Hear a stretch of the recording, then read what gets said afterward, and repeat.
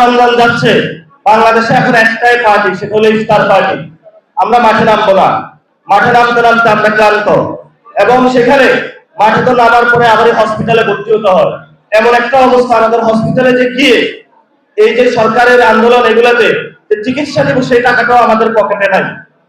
এমন পরিস্থিতিতে তরুণদের যদি আপনি এমন একটা জায়গায় নিয়ে যান যেখানে তাদের, যেটা শেখ হাসিনা নিয়ে গিয়েছিল, যে আমরা কথা বলতে পারি না, কথা বললে রাজাকার বইলা হলো জেলে নিয়ে যাইতো, নামাজ পড়লে শিবির বলে নিয়ে যাইতো, এবং আমরা চাইছি হলো চাকরি, ওইখানে চাকরি দিতে হলো ছাত্রলীগের, চাকরি দিতে হলো যুবলীগের, আওয়ামী লীগের। আমরা কিন্তু খান খান করে দিচ্ছি হলো তার রাজত্ব, এখন হলো ইন্ডিয়া পালায় আছে।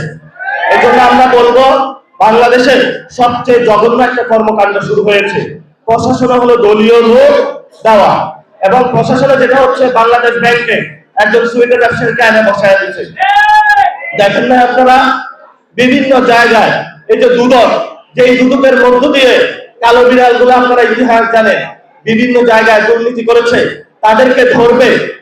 সব গ্যাংস্টার এতদিন মালয়েশিয়া পালায়া ছিল, থাইল্যান্ড পালায়া ছিল, বিভিন্ন রাষ্ট্রে নেপালে পালায়া ছিল, এগুলো সবগুলো এখন দেশের ভিতরে ঢুকছে। আমরা এই নতুন বাংলাদেশে তো তাদেরকে আসলে চাই না। কারণ আপনি যদি করতে হয়, আপনি হেদায়েতের পথে আসতে হবে। যদি হেদায়েতের পথে না আসতে পারেন, আমরা প্রতিদিন তাবলীগের পরে আপনার তাবলীগের মতো করে আপনার ঘরে যাব, হেদায়েতের দাওয়াত দিব। আল্লাহর রাস্তে চাঁদাবাজি বন্ধ করেন, আল্লাহর রাস্তে দুর্নীতি বন্ধ করেন, আল্লাহর রাস্তে আপনারা সন্ত্রাসী কাজগুলো বন্ধ করেন। আমরা এখনো আপনাদেরকে ডাক দিয়ে যাচ্ছি, সংশোধনের সুযোগ দিচ্ছি। আমি শেষ করছি, যদি সংশোধন না হন তাহলে আপনারা ভয়ঙ্কর পরিস্থিতি কিন্তু তরুণদের মোকাবেলা করবেন।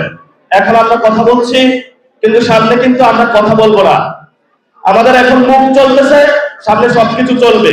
আমাদের হয়তো মৃত্যু অথবা নতুন বাংলাদেশ গঠন, এক চুলোতেও এটা থেকে আমাদেরকে সরাইতে পারবে না, কারণ আমরা এক আল্লাহ ছাড়া কাউকে ভয় পাই না। এটাই হলো আমাদের জীবনের, যিনি রিজিক দাতা, মালিক দাতা, ওনাকে ছাড়া আমরা কাউকে ভয় পাই না, কাউকে আমাদের গুণার টাইম নাই। এই যে এখানে প্রধানমন্ত্রী শ্বশুর বাড়ি নাকি সিলেটে, আপনারা সিলেটের মানুষ অনেক সৌভাগ্যবান নাকি দুর্ভাগ্য জানি না। আমি রাস্তা দিয়ে আসতেছিলাম, পিক টিক গাছ আর সবকিছু মাথা ব্যথা হয়ে গেছে। আপনারা চলাফেরা করেন কেন, রাস্তার এত বেহাল দশা, এগুলো কি ঠিক হবে না?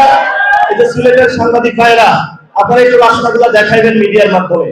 এত বাজে অবস্থা রাস্তার, যেমন যার পকেটে টাকা আসে না, বিমান দিয়ে হলো এয়ারপোর্টে নিয়ে উত্তরা থেকে হলো ঢাকাতে কাজকর্ম করে। যে মানুষটা এখানে গরিব, যার পকেটে টাকা নাই, শ্রমিক, ওনার যদি ওয়াইফ অসুস্থ হয় তাহলে কিভাবে ঢাকায় নিয়ে যাবে? ওটা যাইতে চাইতেই তো হলো বেশি হয়ে যাবে। এই পরিস্থিতি আমরা চাই না, এটার উন্নয়ন করতে চাই।